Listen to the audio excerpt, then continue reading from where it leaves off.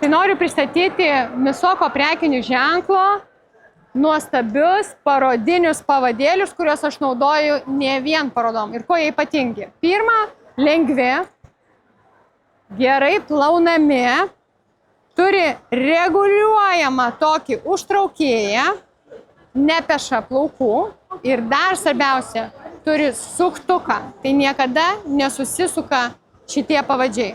Tai va, turime 3 spalvų, tai yra juodi, kreminiai, balti ir 2 storių.